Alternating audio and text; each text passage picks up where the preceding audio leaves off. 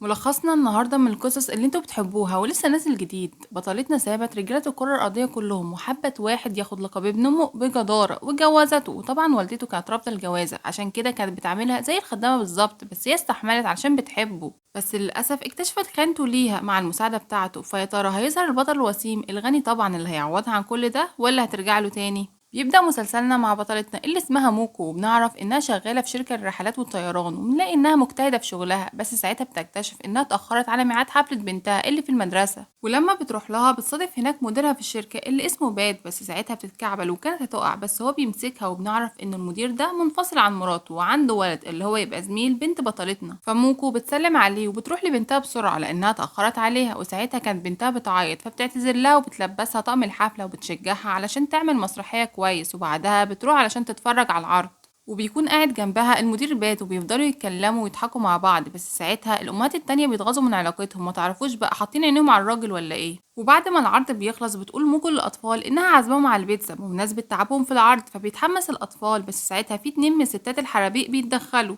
وبيقولوا لبات هو مراتك ما حضرتش معاك برضو؟ ده لولا ان احنا عارفين ان موكو تبقى شغاله عندك كنا افتكرناها مراتك. فهو بيتحرج ومش بيكون عارف يقول لهم ايه، بس طبعا بطلتنا مش بتسكت وبتدي لكل واحده فيهم كلمتين من تحت لتحت، فبيسكتوا خالص. وبتغيظهم اكتر لما بتمسك بات من ايديه وبتمشي من قدامهم، بتاخد بنتها علشان تعزمها على البيتزا زي ما وعدتها. اما بات فبياخد ابنه وبيوديه لطليقته، وساعتها هي بتتخانق مع بات لانهم اتاخروا عليها وهي كده اتاخرت على شغلها، بس هو بيزعلها لان ابنهم لسه صغير ومفروض تسيبه علشان يعيش حياته. فهي بتعرفه انها مش عايزه ابنها يبقى فاشل زيه، وده لانه رفض لما طلبت منه يدخل مجال والدها وهو هيساعده بعلاقاته، بس هو ساعتها رفض واتمسك بشركه الطيران بتاعته. فهي طبعا ما عجبهاش الوضع ده لانها من عيله سياسيه كبيره، فانفصلت عنه. ووقتها بتقوله انه يبعد ابنها عن موكو لانها عارفه انه قريب منها، فهو بيزعق لها وبيمشي. وبنروح بعد كده لموكو اللي بتنصحها والدتها انها تقول لبنتها كل حاجه لانها خلاص كبرت ولازم تعرف. فساعتها بتسكت وبتفتكر ذكرى ليها في الماضي لما كانت بتعمل مفاجاه لجوزها، بس ساعتها لقيته خارج من الاوضه ورا المساعده بتاعته، واللي كانت بتبصلها بشماته وفي نظره انتصار في عيونها، وبتحاول انها تنسى وتكمل في حياتها الجديده.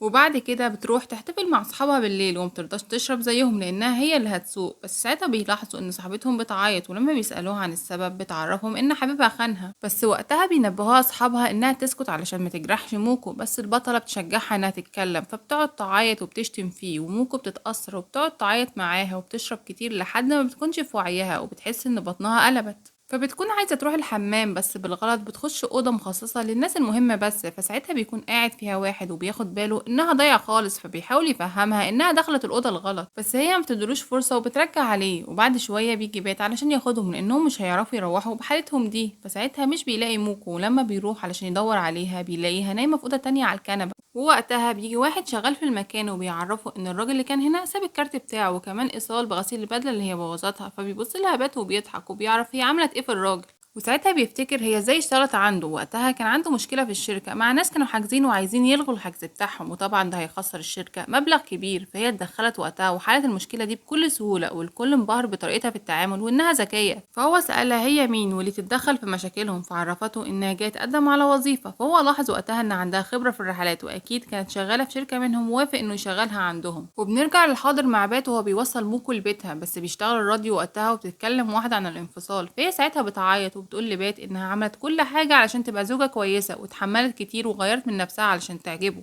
وبتقوله ان ده كله ما كانش كافي بالنسبة له، وبتنهار اكتر. فهو وقتها بيوقف العربية وبيفضل يهديها وبيعرفها انه حاسس بمشاعرها. وبنسيب موكو تعيط شوية ونروح لمكان تاني في حمام ضخم وواحد خارج منه. ساعتها بيدخل المساعد بتاعه وبيعرفه انه عنده اجتماع بعد شوية، وبيكون ده ليه وريث عيلة غنية وصاحب شركة كبيرة وعنده فنادق ليها فروع في بلاد كتيرة. وده طبعا نفس الشخص اللي كان في الأوضة اللي دخلتها موكو واللي رجعت عليه. وبعد كده بيروح ليه الاجتماع واللي كلهم هناك بيمدحوه لأنه حقق إنجازات كتير رغم سنه الصغير. وتاني يوم في الشركة عند موكو بتدخل وهي مش فاكرة حاجة عن ليلة امبارح أو هي روحت لبيتها ازاي أصلا. وقتها بيخش واحد من زمايلها وبيديها الإيصال بتاع غسيل البدلة اللي بتتصدم لما بتشوفه لأنه مبلغ كبير. وساعتها بترجع لها الذاكرة وبتفتكر كل حاجة. وقتها بتتصدم ومش بتكون عارفة تعمل ايه، فزميلها بيقول لها إنها لما تفوق من الصدمة تخش للمدير لأنه عايزها. وبعد ما بتخش لمديرها بيهزر معاها بسبب اللي عملته في الليلة اللي فاتت، وبعد كده بيقول لها ان في فندق مشهور هيفتح فرع ليه في البلد ولازم يتعاونوا معاهم ويكونوا عملاء عندهم. فبتتحمس موكو وبتحس انها مهمة سهلة، بس بات بيعرفها ان في شركات كتيرة بنفسهم في المشروع ده ومن ضمنها شركة طليقها واللي هي اصلا كانت شريكة فيها. وساعتها البطلة بتفتكر الماضي وقت ما كانت في الجامعة وتعرفوا على بعض، وانه كان اول حبيب ليها وانها ما كانتش شايفة غيره، بس هو وقتها فعلا كان بيعاملها بطريقة كويسة وعيوبه ما كانتش لسه ظهرت، حتى اصحابها كانوا بيحسدوها عليه من كتر حبه ليها. بس المشكلة كانت في والدته اللي كانت بتؤمن بالخرافات، وصدقت واحد قال لها ان ابنها ما ينفعش يتجوز البنت دي لانها نحس. ومن ساعتها وهي مش طايقاهم، كانت عايزة تفشكل علاقتهم بأي طريقة، بس ابنها صمم ووافقت في الآخر على جوازهم، على الرغم ان والدة موكو ما كانتش مستريحة للست دي، بس ما قدرتش تتكلم علشان ما تكسرش قلب بنتها. بس ساعتها حاولوا صحابها يقنعوها وقالوا لها ان باين على والدته انها ست صعبة، بس هي ابدا ما فيش غيره، وده لانها فعلا كانت بتحبه قوي وكانت مستعدة تستحمل اي حاجة علشان بس يكونوا مع بعض. ده حتى تاني يوم بعد الجواز اتصدمت موكو لما لقت حماتها داخله اوضتهم وبتصحيهم، وبعدين بتاخد ابنها علشان يزوروا قرايبهم، بس بتسيبها هي علشان تنظف البيت مع انها كان عندها خدامه، بس مشتها علشان تخلي موكو هي اللي تخدمها وتقرفها في حياتها. وبتتصدم بطلتنا لما بتشوف شكل البيت، بس طبعا ما بتقدرش تعترض وبتنظف البيت كله. ولما كانت بتكوي لبس حماتها بتكتشف ان اللبس مقطوع، وبتزعلها حماتها لما بتشوف اللبس، بس بتحاول موكو تقول لها ان هو كان كده اصلا وهي ما عملتش فيه حاجه، بس هي بتتجاهل كلامها وبتقول لها انها مش قد مسؤوليه زي الجواز، لان حاجه بسيطه زي كده ما قدرتش تحافظ عليها، وطبعا بتكون هي اصلا اللي قطعاه علشان تبوظ صورتها قدام ابنها جي. فبيحاول ابنها يهديها وبيقول لها انها ما قصدتش تعمل كده وانه هيجيب لها واحد بداله، بس هي بتقول له ان مراته نحس واي حاجه بتلمسها بتبوظ. فبتحاول موكو انها تقول لجوزها انها فعلا ملهاش ذنب، بس جي ما بيصدقهاش، وساعتها بتصمم بنتنا العبيطه انها تنجح هي وجوزها علشان حماتها تبطل تقول عليها نحس. وبنرجع للحاضر مع طليقها جي لما كان داخل اجتماع هو ومساعدته، وساعتها بيعرف فريقه على المشروع الجديد وانهم داخلين في منافسة كبيرة مع وكالات تانية، واللي طبعا شركة بطلتنا منهم. فهم اول ما بيسمعوا انهم هينافسوا البطلة بيخافوا لانهم عارفين انها شاطرة في شغلها، بس ساعتها بيتعصب جي وبيعرفهم انه مش هيسمع انهم يخسروا المشروع ده بالذات. وفي الشركة عند لي بيعرفوا المساعد بالوكالات اللي طالبة تتعاون معاهم، وبيقول له انه استلم الفلوس بتاعة غسيل البدلة، وبيقول له كمان ان الايميل اللي اتبعتت من عليه الفلوس نفس ايميل بتاع شركة عاوزة تتعاون معاهم. فساعتها بيقول له انه عاوز يعرف كل حاجة عن الشركة دي. وبنروح بعد كده للبطلة اللي بتفتكر الماضي لما كانت بتشتغل وبتتعب في الشغل عشان بس تقدر تفتح شركة هي وجوزها، وقدرت فعلا بعد فترة تفتح شركة وسمتها شركة العائلة. فوقتها جوزها بيقول لها انه هيطلب من والدته تساعده بالفلوس، بس هي بترفض وبتعرفه انها خدت قرض. بتكون بتعمل ده كله علشان والدته ترضى عنها وتقبل بيها كزوجة لابنها. ولما كانوا في الشركة بعد كده بترن والدته عليه وبتعرفه انها تعبانة، فبيطلع يجري يشوفها بس بيلاقيها في فندق، وبتكون عملت ده كله علشان تعرفه على واحدة، وبعد كده بتسيبهم قاعدين لوحدهم. وفي نفس الوقت بتدخل موكو الفندق علشان تقابل عميل عندها، بس بتتصدم لما تلاقي جوزها قاعد مع البنت دي، وبتروح علشان تتخانق معاه وهو مش بيعرف يرد عليها. فوقتها بتتدخل حماتها وبتزعلها انها كانت بتزعق بالشكل ده قدام الناس. فالبطلة بتقول لها انها هي اللي كسبت علشان تدبر له ميعاد مع البنت دي، فهي بتقلب عليهم الترابيزة وبتمثل الزعل وبتقول لهم انها عملت كده علشان تخلي والد البنت دي يحجز رحلة في شركتهم، وبتعيط. فابنها بيتأثر وبيعتذر لها وبيقول له ممكن تعتذر هي كمان، فهي بتبص له ومش بتكون قادرة تقول حاجة. ولما ابنها بيمشي بتعرفها حماتها انها بتدور لابنها على بنت مناسبة ليه لانها من عيلة غنية وهي ما تناسبش مستواهم. وبنرجع للحاضر لما بتقول مساعدة جي لوالدته ان موكو هتنافس جي في المشروع الجاي. فوقتها بتتعصب امه وتقول هو احنا مش كنا خلصنا من المصيبه دي، ايه اللي رجعها تاني؟ فبتاخد المساعده وبتروح للشركه اللي شغاله فيها البطله، وبتكون فاكره ان موكو اتجوزت مدير الشركه دي اللي هو تاي. ولما بتشوفها موكو بتستغرب وبتقول لها ايه اللي جابها لهنا، فهي بتعرفها انها جايه تشوف خطفت الرجاله اللي سابت ابنها وراحت تدور على واحد تاني غني. فبيزعق لها زمايل البطله، وساعتها حماتها كانت هتضربها، بس بيجي تاي وبيعرفها انها لو ما مشيتش هيرن على الشرطه. فوقتها بتمثل موكو انه جوزها فعلا، وبتمسك ايديه وبتقول لها انهم عايشين في سعاده ويا ريت تبعد عنهم. فبتتغاظ وبتمشي، ووقتها بتصمم موكو انها لازم تكسب المشروع ده باي طريقه علشان بس تكسب جي ووالدته. اما عند جي بتروح والدته تعيط له وتقول انها بس كانت رايحه تسلم عليها، بس هي فضلت تزعلها وتشتمها وبتاكد المساعده على كلامها. وبتقوله كمان انها جوزت تاني، ده غير انها طردتهم قدام الكل، وانه لو كان موجود ما كانش يستحمل اللي حصل لها. فبيتعصب وقتها جي وبيقرر ينتقم منها.